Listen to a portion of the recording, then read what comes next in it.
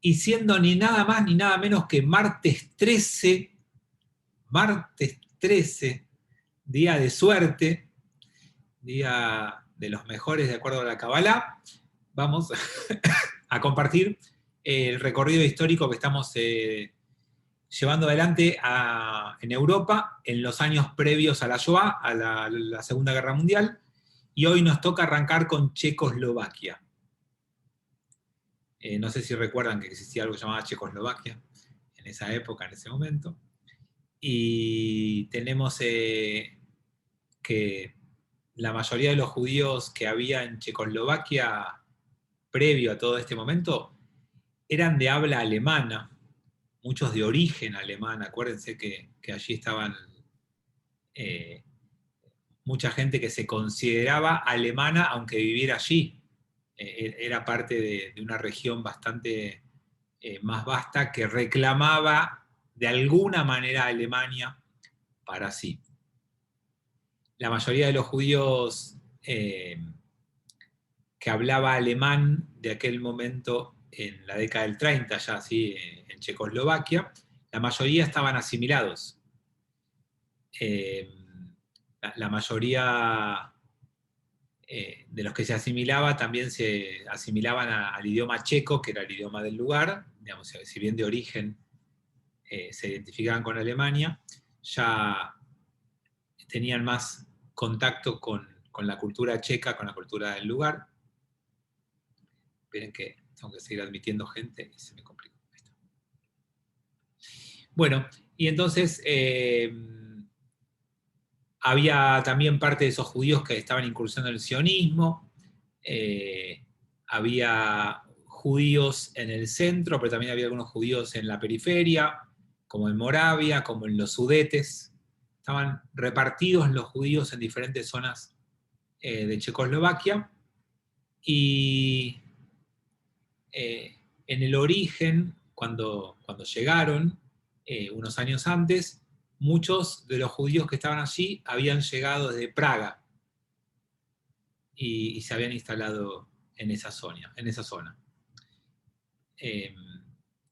Bueno, entonces había una comunidad judía en Checoslovaquia que no se sentía muy local, salvo el grupito que se había asimilado y que había empezado a tomar la cultura.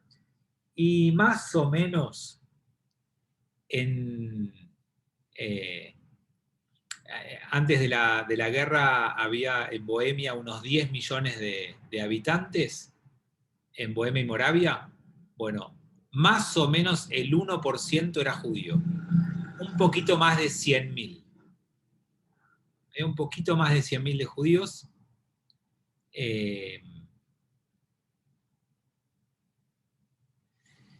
Muchos de los judíos que vivían ahí estaban viviendo en las grandes ciudades, como en otros lugares de Europa que les conté.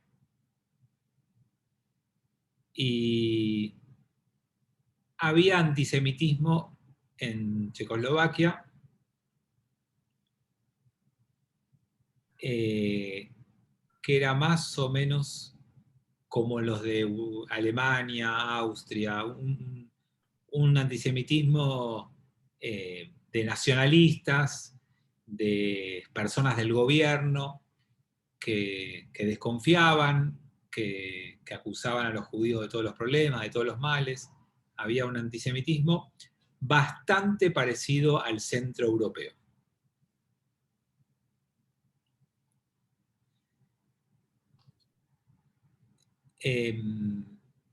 Había una tendencia hacia el laicismo en esa Checoslovaquia de preguerra mundial, como también se acuerdan como había en los demás lugares europeos, como había en Alemania, en Viena. Había una propuesta de abandonar lo religioso, y eso en general facilitaba la integración y la asimilación.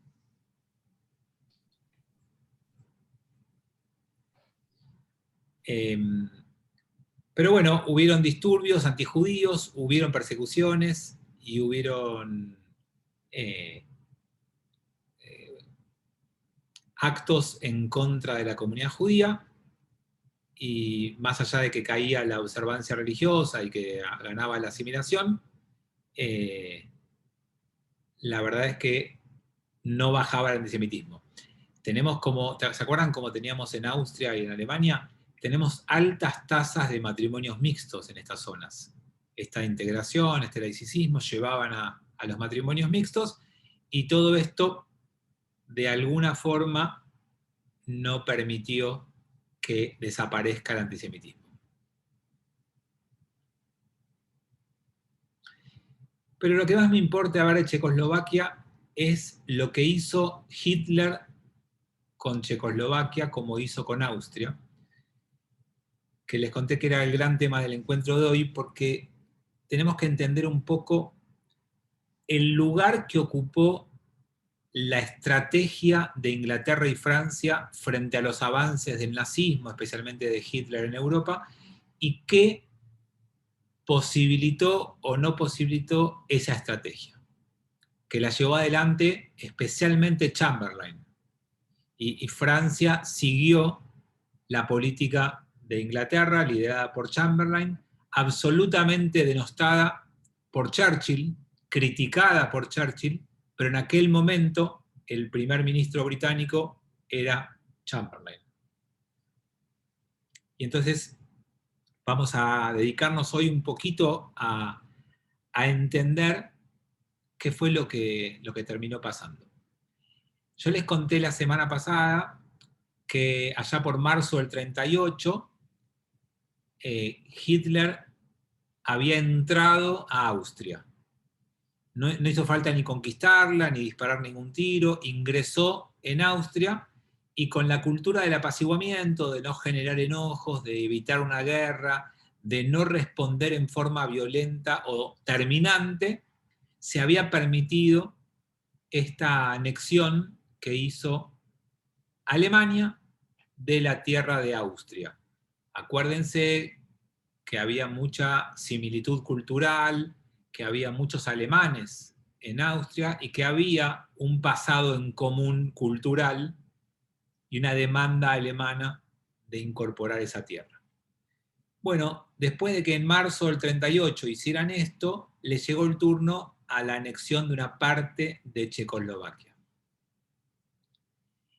Hitler tenía una teoría que tiene que ver con el espacio vital. Ellos necesitaban espacio para la expansión alemana. Y dentro de esta idea del espacio que necesitaban para la expansión, querían empezar por las zonas cercanas a Alemania donde habitaban muchos alemanes. Y esto pasaba en una parte de Checoslovaquia llamada los Sudetes.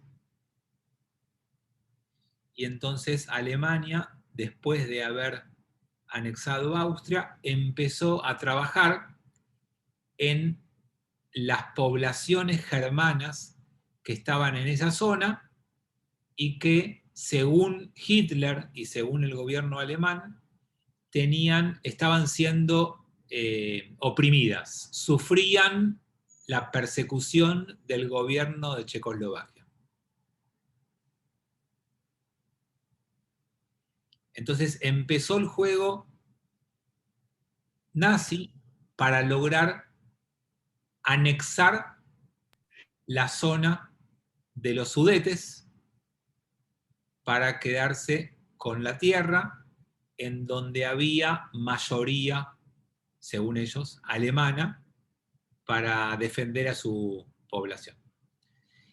Entonces, más allá de que eso es un tema muy técnico de la Segunda Guerra Mundial, a mí me interesa más porque acá se pone en juego qué hicieron el Reino Unido o Inglaterra y Francia frente a esto.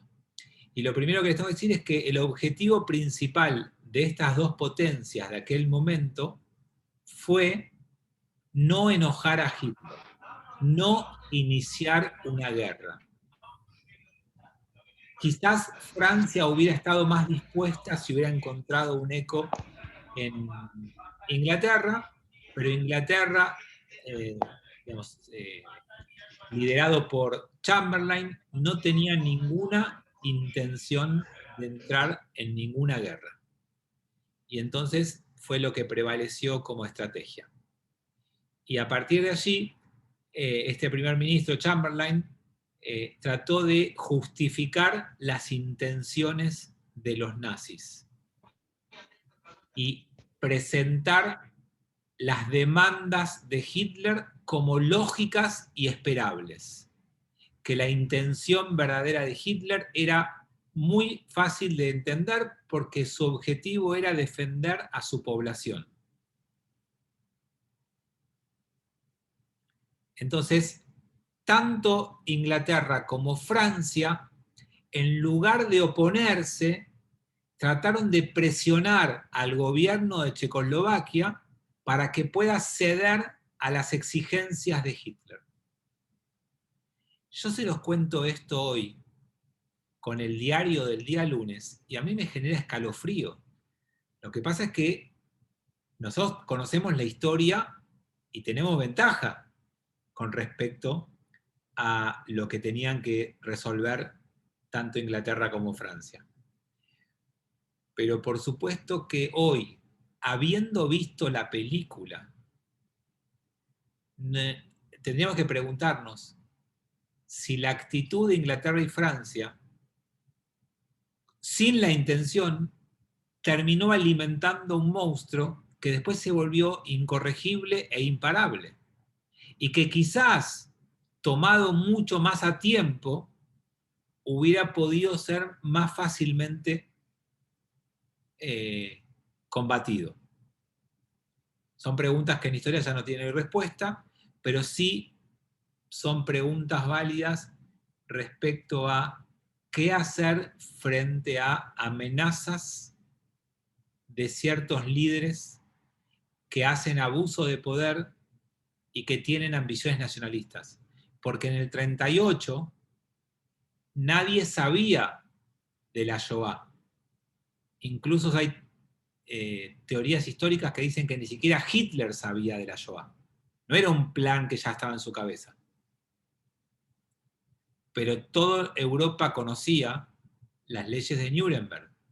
Y toda Europa conocía lo que estaba haciendo Hitler con su propia población, especialmente con los judíos, con los comunistas, con los homosexuales, con los discapacitados. O sea, Hitler ya tenía una política que daba miedo y que podía presagiar lo que se podía venir. Y sin embargo, así y todo, o quizás por sentirse que no estaban preparados todavía para enfrentar a Hitler, o por creer que había alguna forma de evitar ese enfrentamiento, prefirieron la política de apaciguar a Hitler. Y eso fue, ni más ni menos, que presionar a Checoslovaquia para que ceda a las presiones alemanas. Y el primer ministro o el presidente de Checoslovaquia primero resistió, pero imagínense cuánto tiempo puede resistir si las potencias que son tus aliadas no te apoyan y Hitler y Alemania tienen una potencia militar muy desarrollada. Entonces, como hay una resistencia a Checoslovaquia, Hitler muestra que está dispuesto a ir a una guerra contra Checoslovaquia. Con la excusa de defender a su población de las masacres que están recibiendo, supuestas masacres obviamente, que están recibiendo en Checoslovaquia, está dispuesto a ir a una guerra. Entonces, Inglaterra le impone a Checoslovaquia un mediador. Nadie sabe si hubiera ido a la guerra Hitler, pero amenaza con una guerra directa y concreta contra Checoslovaquia, y entonces aparece la posibilidad de negociar con el gobierno de Hitler, y en esa negociación, que fue impuesta, que no hubo mucho para aceptar, se nombró un negociador, y la función del negociador que nombra Inglaterra no es negociar, es instruir al presidente checoslovaco para aceptar. Esto obviamente lleva algunos días, semanas de intentos y finalmente los alemanes que estaban en el Sudete, la población alemana del Sudete, rompe las negociaciones y empiezan con violencia y disturbios. Cuando los alemanes del Sudete hacen disturbios, las fuerzas alemanas tienen la excusa, pero antes las fuerzas de Checoslovaquia intentan restaurar el orden. Entonces, cuando tienen esa situación de guerra, Alemania está lista para invadir los Sudetes de Checoslovaquia. En lugar de atacar, Hitler se reúne con Chamberlain para mostrarle que la población alemana estaba siendo atacada y que él estaba dispuesto a intervenir con una guerra inmediata. Hitler le dice a Chamberlain: los checos están masacrando a los alemanes en el Sudete. Entonces el gobierno británico presiona al gobierno francés y juntos presionan al gobierno de Checoslovaquia. Y finalmente, tanto el Reino Unido como Francia le dieron un ultimátum y finalmente Checoslovaquia capituló. Y entonces, cuando estaban a punto de aceptar lo que le estaban imponiendo, Hitler eleva las demandas y pide más. Es decir, para mí, es acá donde está tomando la temperatura de la resistencia que puede haber en Europa a sus exigencias. Por eso les cuento esto con un poquito más de detalle, aunque son datos que no nos interesan tanto en cuanto a la cuestión judía, nos interesan para entender cómo fue que Hitler creyó que iba a poder conquistar toda Europa. Y estos son los primeros datos concretos que le muestran que va a poder. Si anexa a Austria, entra a Austria sin disparar un tiro, si empieza a reclamar parte del territorio de Checoslovaquia y encuentra que hacen cualquier cosa con tal de no enojarlo, esto no hace más que ratificar la mirada de superhombre que tenía Hitler del hombre alemán. De ese hombre que es capaz de conquistar a toda Europa sin que nadie se le pueda oponer. Y entonces, en estos intentos de pedir más cosas en el último momento, lleva a la indignación de Checoslovaquia, pero todo las potencias europeas presionan para que se acepte, para que no haya finalmente una guerra.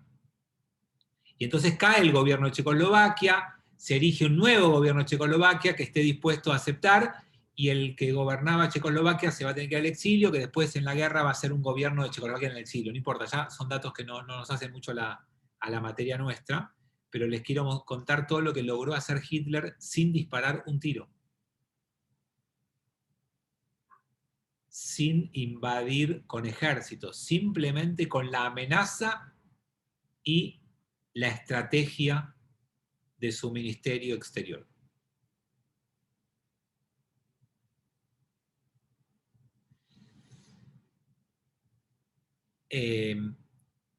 Checoslovaquia igual quiere resistir y la Unión Soviética propone ayudar a Checoslovaquia. Pero Checoslovaquia sin Occidente no está dispuesto a enfrentar a Hitler. No acepta la ayuda única de la Unión Soviética y sin Francia y sin Inglaterra no está dispuesta a ir a una guerra.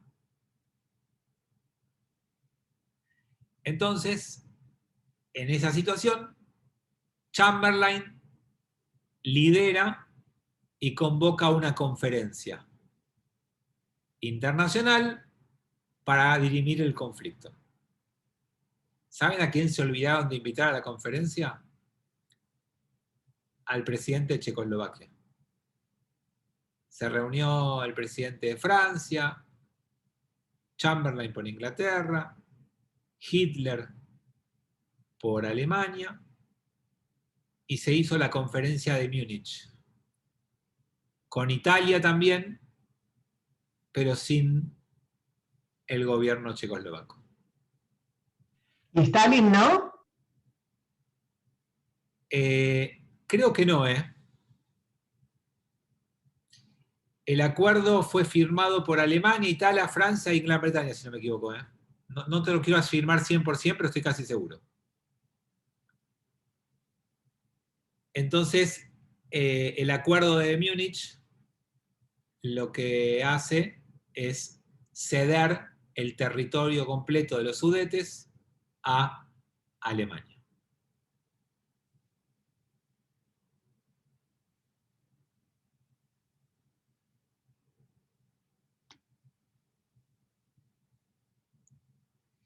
Y ahí, por supuesto, que continúan las negociaciones por la frontera, para que determinar exactamente cuál iba a ser la frontera y demás, pero ya Hitler tiene su segunda victoria en el campo sin disparar un tiro. Y obviamente lo más importante no es eso, lo más importante es que Hitler evaluó la resistencia que iba a encontrar en Europa a su ambicioso plan. Y pudo testear directamente qué tipo de resistencia iba a tener.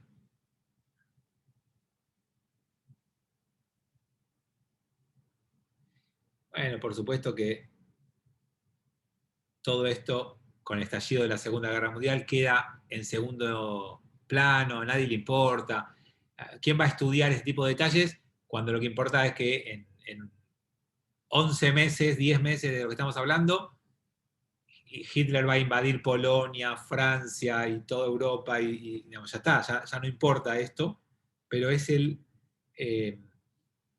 para mí era muy importante hablar de esto por estas cuestiones de que quizá fue el momento en el que todavía era posible poner un límite y quizás por no llegar a una guerra, llegaron a una guerra.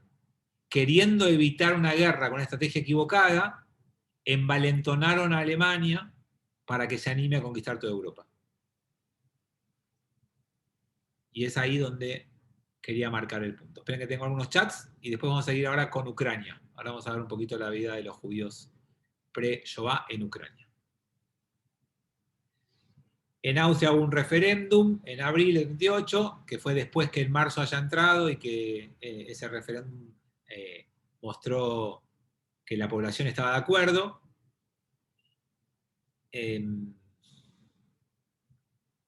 Volvéis a olvidarte lo que pasó con España, no les importó porque Hitler y Mussolini eran aliados de Inglaterra y Francia contra los comunistas.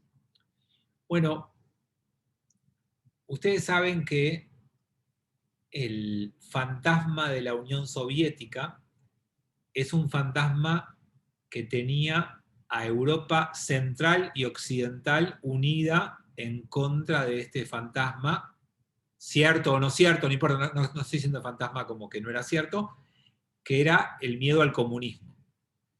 Si alguno leyó los textos de Marx y Engels, vas a ver que el proyecto socialista de Marx no estaba pensado para Rusia, estaba pensado para Inglaterra.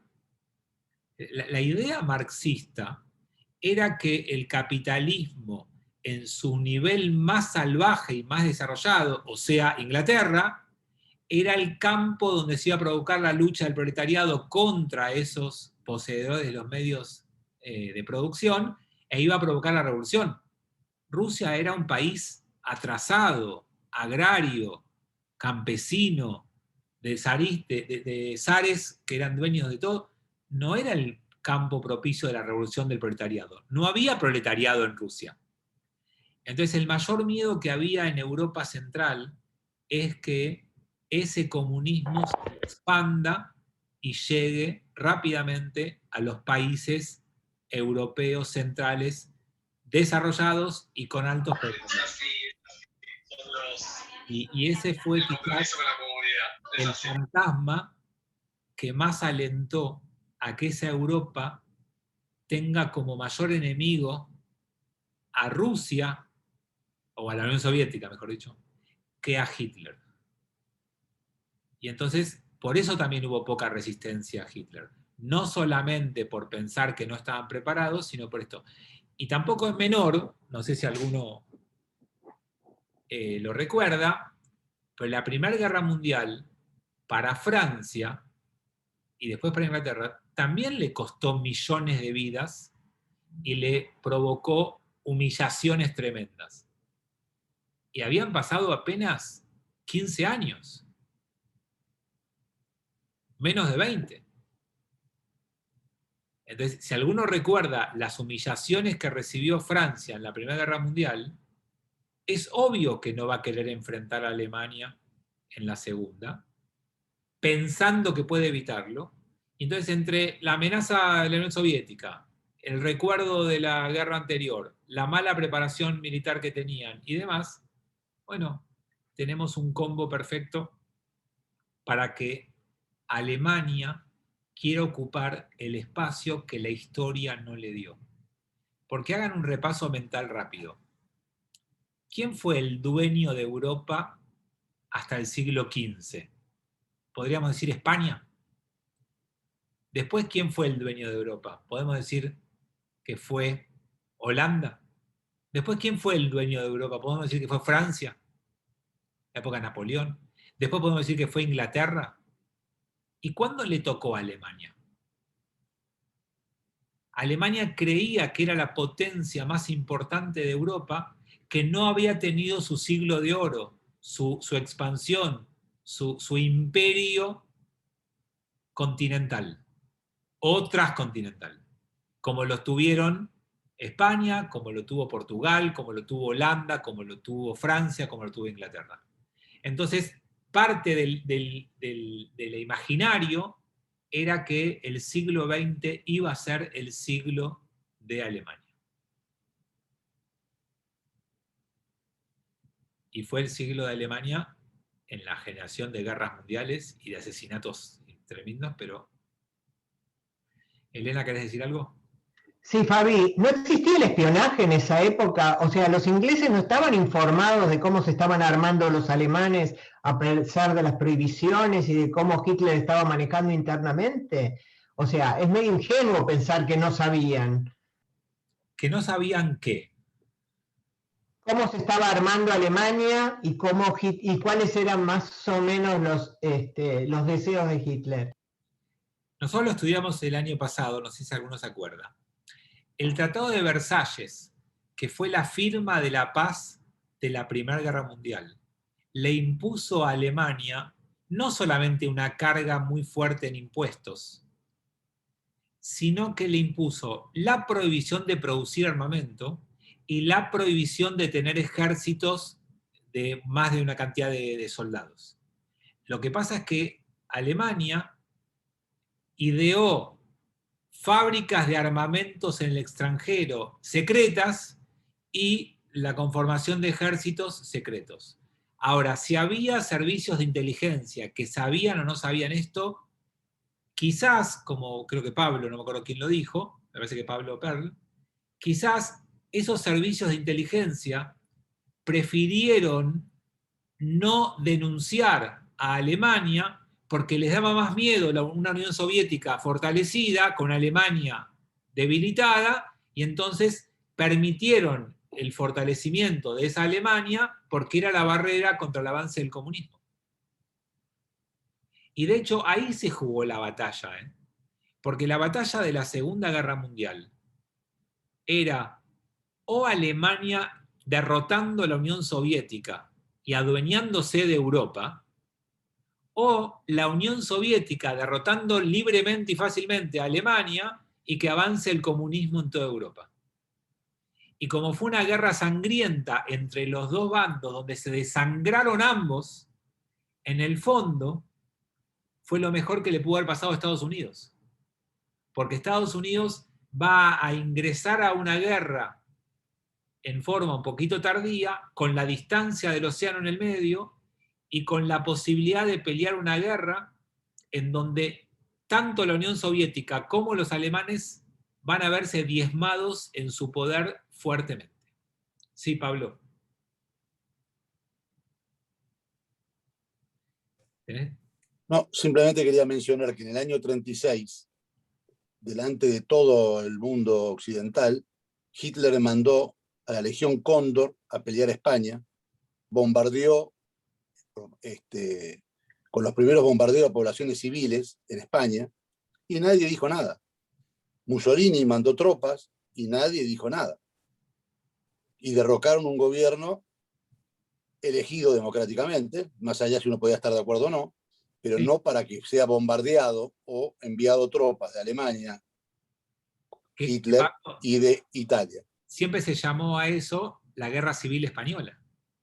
Así es. Pero Hitler Por eso, no solo envió a los aviones a bombardear poblaciones civiles, sino que mandó ingenieros a medir el tamaño de los agujeros que hacían en el piso, porque él estaba practicando y quería probar todas sus tropas, tanto la aviación, la Luftwaffe, como a la Legión Cóndor.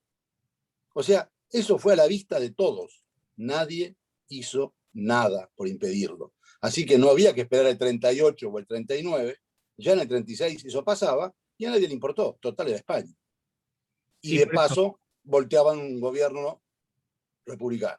No era lo mismo territorio español de la época en la que España era el patio trasero de Europa, como en ese momento, como en este momento Austria y Checoslovaquia en el corazón de Europa. No es la misma importancia geopolítica. Yo sé que ustedes tienen más en la cabeza la España de hoy. La España de la primera mitad del siglo XX era un patio trasero europeo, no era la España de hoy en día. Estamos de acuerdo, pero lo que pasó en el 38 ya se lo veía en el 36. Sí, sí, o sea, no había que esperar al 38. Sí, y quizás... Nadie hizo nada. ¿Qué hubiera pasado si en ese momento hubieran reaccionado y hubieran impedido que Hitler mande tropas, aviones, Mussolini lo mismo? Sí. Si lo hubieran parado en ese momento, hubiera sido distinto.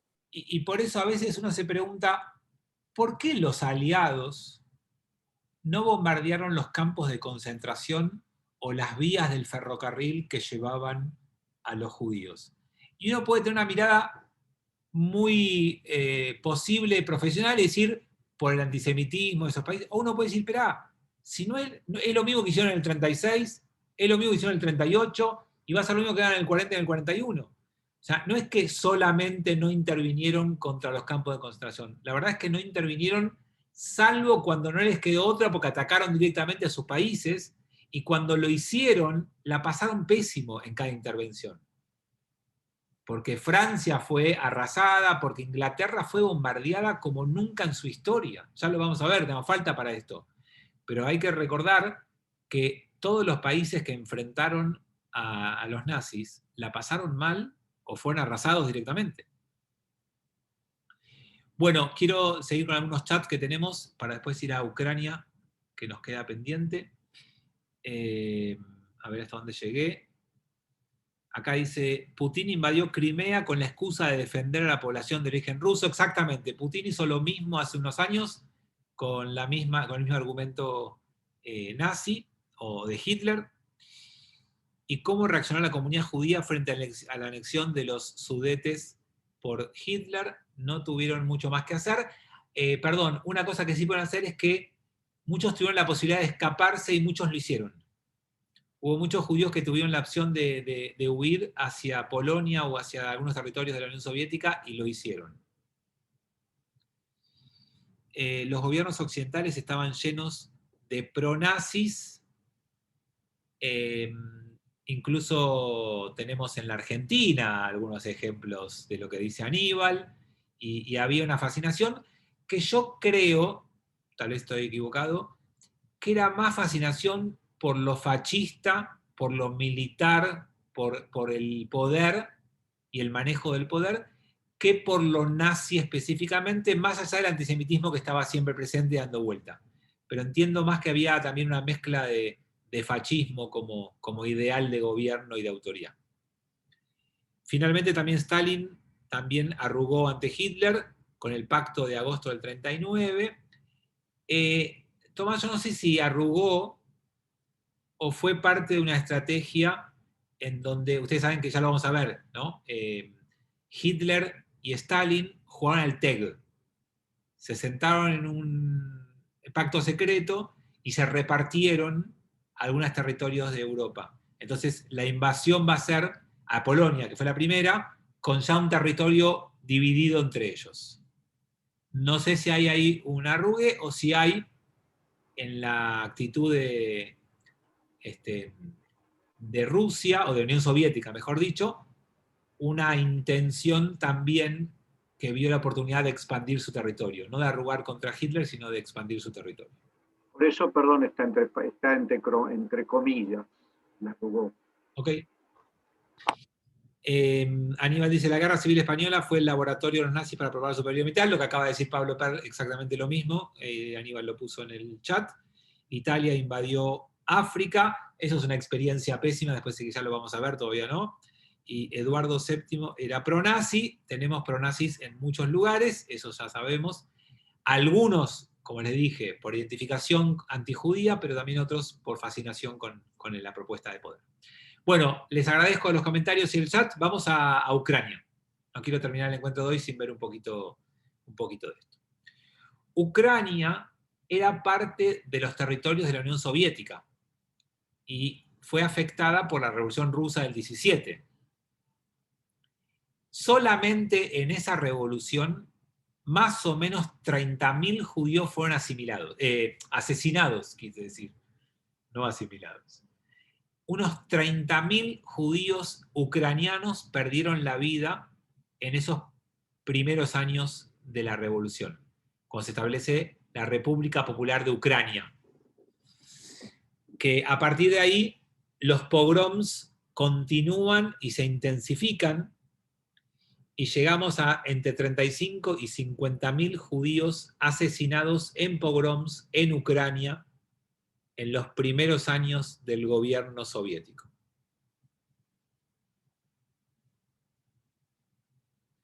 Acuérdense que Ucrania es la cuna del hasidismo. Ucrania tiene una vida, o tenía, mejor dicho, una vida judía muy intensa, muy religiosa, con academias de estudio muy famosas, con ciudades y shtetls muy conocidos. Hoy hay viajes a Ucrania para ver la raíz del hasidismo y vamos a encontrar allí historias tremendas de vida judía. Todo destruido. Hoy es todo historia. Obviamente, hoy hay esbozos de reconstrucción porque hay dinero judío en esos lugares, porque muchos judíos visitan esos sitios de inspiración. Pero bueno, entonces toda la década del 20 tenemos pogroms, antisemitismo y una Ucrania sometida a la Unión Soviética. Algunos judíos de la Unión Soviética y de Ucrania pudieron escapar a Polonia y muchos lo hicieron. Por eso la República Judía de Polonia, República Judía irónicamente, ¿sí? Por eso la cantidad de judíos en Polonia creció y era tan importante, ¿se acuerdan que lo vimos eso la semana pasada o la anterior? Con números que llegaban a los 3,5 millones de judíos en Polonia antes de la Shoah. Entonces, el reasentamiento, llamémoslo, judío en Ucrania fue manejado con el mismo sistema que el asentamiento judío en la Unión Soviética, ¿no? La misma lógica. ¿Se acuerdan que yo les dije que había un comité central que planificaba, que planeaba, que enviaba, que movía a las poblaciones de acuerdo a su conveniencia? Y entonces muchos judíos fueron reasignados o reinstalados en función de estas necesidades, y muchos fueron enviados a zonas rurales. Entonces había necesidad de reclutar y de ayudar a los colonos judíos que tenían que hacerse cargo, y fue toda una situación judía muy complicada, la que tuvieron que enfrentar en Ucrania. Acuérdense que los judíos no eran muy duchos, muy buenos en lo que era el trabajo del campo, ¿no? Acuérdense que todo lo que veíamos de Europa, la mayoría de los judíos estaban en las ciudades, no en el campo. Bueno, entonces había judíos en Ucrania asignados por un comité central, y entonces nace una idea. ¿Se acuerdan la idea de la Unión Soviética? ¿A dónde había que llevar a los judíos de la Unión Soviética? A Birobidzhan. Birobidzhan, muy bien. Birobidzhan era el asentamiento judío planificado por la Unión Soviética. Crimea pasó a ser el asentamiento judío planificado por la República Popular, el gobierno soviético de Ucrania. Así que así como hubo un plan para llevar a los judíos y concentrar a todos los judíos en el este de Rusia, en el límite con China, hubo otro plan para movilizar a los judíos a Crimea. Más allá de las oposiciones, el plan avanzó, y avanzó en paralelo a la ley, como pasaba en la Unión Soviética, donde las asociaciones religiosas tenían que informar todo lo que hacían, eran todas sospechosas, y toda reunión tenía que ser aprobada, agenda presentada previamente, había mucho control de lo religioso. ¿Se acuerdan que en la Unión Soviética pasaba lo mismo? Acuérdense que esto es parte de la ideología comunista. Bueno, acá en Ucrania pasaba exactamente lo mismo.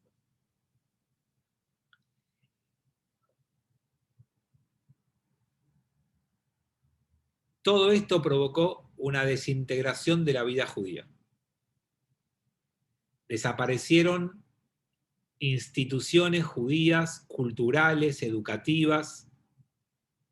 Todo fue deshecho, desarmado por un gobierno ucraniano soviético, y aparece el pasaporte judío también en Ucrania. Aparece escrito en la década del 30, a partir del 33 más o menos, la etnia judía en los pasaportes de los judíos ucranianos. Para que les suene alguna de las ciudades más famosas, porque las van a conocer, me imagino, de las lecturas de algunos autores, estamos hablando de Odessa, estamos hablando de Kiev. Todo aquel que leyó obras de la judería jasídica o medieval, les va a sonar estas ciudades con poblaciones judías importantes. ¿Sí? En cada una de estas ciudades podía haber 150.000 judíos en cada ciudad. Las más conocidas son Odessa y Kiev.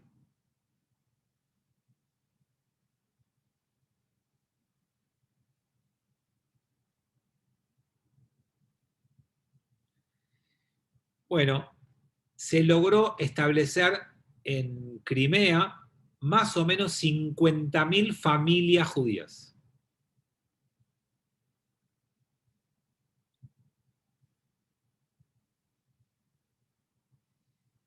Y se destinó mucho dinero oficial para esta tarea, porque el objetivo era establecer a todos los judíos allí. Por supuesto que hubo ciertas oposiciones de todo tipo, tanto judías como algunas incluso de comunistas de Ucrania, y entonces el éxito total no se vio realizado, pero sí muchas familias estuvieron asentadas en Crimea, y eso saben lo que provocó. La consecuencia directa fue el aumento del antisemitismo en la zona de Crimea.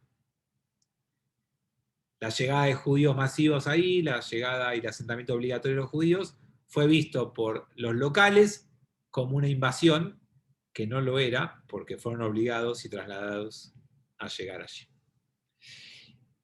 Así que con esto tenemos un panorama un poquito bastante completo de la realidad judía europea pre-Shoah. ¿Alguien tiene algún país en particular que le interesaría que veamos algo la semana que viene? No, la semana que viene no. Cuando volvamos después de las vacaciones.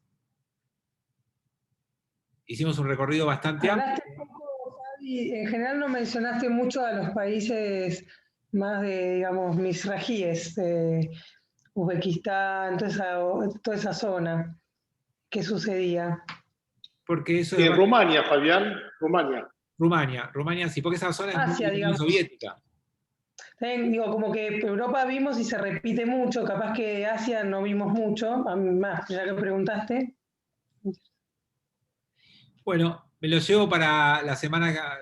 Les cuento, les vuelvo a decir lo que dije al principio. No, parecía un chiste, pero no es chiste. Perdón, los Balcanes es interesante, que no sabemos mucho. Bueno, vamos a nuestro próximo encuentro, veremos esos lugares, para después terminar el panorama completo y empezar con la Segunda Guerra Mundial, que eso es lo que vamos a intentar ver. También quieren ver China, India, bueno, vamos a expandir un poquito los lugares. Les cuento que yo tenía previsto irme de vacaciones una semana y después está el Mahané, que tengo que participar bastante ahí.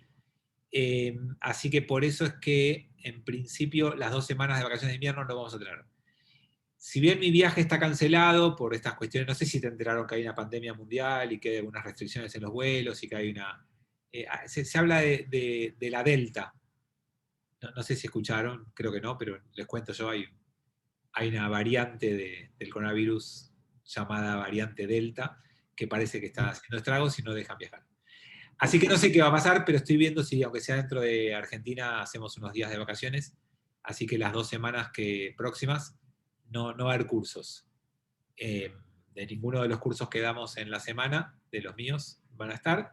Así que las 2 próximas semanas tienen vacaciones de invierno y nos reencontramos el primer martes de agosto. Igual les va a llegar todo por mail, ¿sí? Ustedes todos los lunes reciben un mail con el ingreso, con todo, así que no se preocupen, no se tienen que acordar.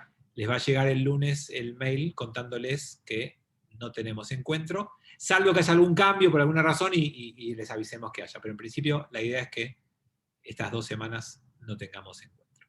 Una semana para ver si puedo tener unos días de vacaciones y otra semana para el Mahané, por esa razón. Vacaciones merecidas. Gracias. Yo voy a estudiar historia. Está muy bien, pueden profundizar y el otro martes que nos encontramos me piden la palabra y dan la clase y yo los evalúo. Pongo puntaje. Me pongo como el jurado y levanto cartelitos y les pongo los puntos. Bueno, buenas noches a todos. Nos vemos, escuchen, no sé si todos saben, pero el sábado de la noche empieza Tisha B'Av. Sábado y domingo es 9 de Av, es un día de ayuno, de recordatorio de instrucciones, y tenemos un servicio y una actividad muy interesante el sábado. Así que 19:40 hay una tefilá, y a las 20 hay una actividad de resiliencia. Así que los que quieran estar prendidos por, no sé si va a ser por Facebook o por YouTube, estaremos allí el sábado a la noche, empezando Tisha B'Av, y vamos a incorporar a Tisha B'Av, porque este año coincide, el 18 de julio, que es el domingo, vamos a incorporar en la actividad de Tisha B'Av también el homenaje a las víctimas, y por eso la idea de resiliencia, tanto a nivel local como comunidad judía, como a nivel pueblo, con las destrucciones que nos pasaron. Así que los que tengan ganas, los espero el viernes en Kabbalat Shabbat y el sábado en esta actividad por Tisha B'Av, por la AMIA, por la resiliencia. Chau, nos vemos en Torah en 5. Gracias, chao. Gracias, Fabián. Muy interesante, nos veremos el sábado. Interesante. Chao a todos. Chao a todos. Chao a todos. Chao, chao. Judith, ¿cómo estás?